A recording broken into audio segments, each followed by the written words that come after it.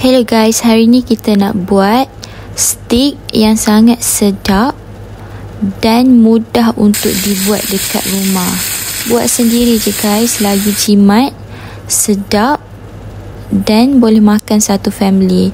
So yang ni saya guna sirloin steak dalam paket macam ni. Yang ni ada 3 paket.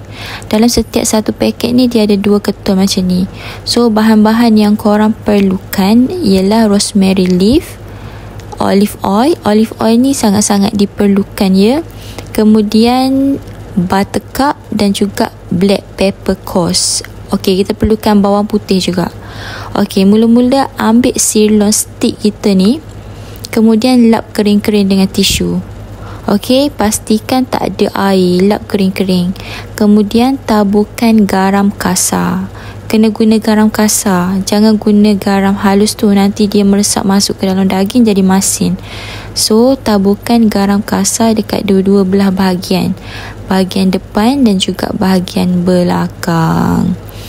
Okey, next taburkan black pepper coarse, black pepper yang tekstur kasar-kasar macam ni, bukan yang halus tu. Okey, taburkan black pepper coarse dekat dua-dua belah bahagian. Pakai tangan je guys, sebab kita buat dekat rumah untuk family makan. Kalau korang nak pakai sarung tangan pun boleh. Okey, dah siap, basuh tangan dan panaskan pan kita. Okey, masukkan olive oil. Okey, mula-mula steak ni kita kena fry dekat bahagian lemak dia, bahagian putih dia. Okey, bahagian melintang macam ni, bahagian putih tu. Dekat dua-dua belah bahagian saya buat duration 1 minit saja. Lepas settle, barulah bahagian depan dan belakang. Bahagian depan dan belakang ni pun saya buat 1 minit. Okey, pastikan buka api besar.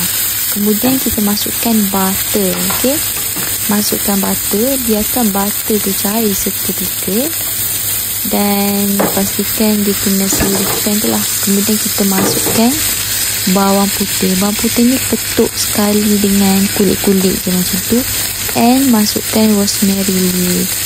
Okay, waktu ni guys, satu rumah dah bau sedap dah tak sabar dah nak makan. Sangat sedap dan mudah untuk dibuat. Korang kena try resipi ni. Okay, duration tu nak set macam mana, korang boleh set timer dekat phone korang lah, 1 minit setiap bahagian. Okay, kemudian minyak butter tadi kita boleh ambil dan letak dekat atas steak kita. Okay, korang tengok steak kita dah masak, boleh angkat dah. Yang ni buat medium rare lah, 1 minit setiap bahagian. Tetap sabar nak makan, bau sangat wangi. Okay, ni adalah hasilnya. Okay, minyak butter tadi letak dekat atas steak ni, biarkan meresap.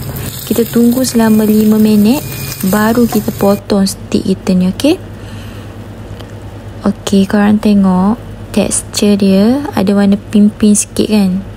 Ni sangat-sangat sedap korang. Selamat menjamu selera. Sangat sedap, mudah untuk dibuat and jimat. Korang kena try buat dekat rumah. Okay,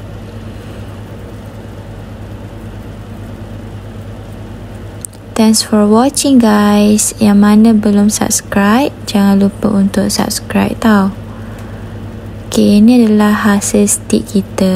Korang tengok daging dia, sangat-sangat sedap dan juicy. Selamat mencuba dan selamat menjamu selera guys. Jangan lupa untuk like, share and subscribe to my YouTube channel. Bye, jumpa lagi. Assalamualaikum.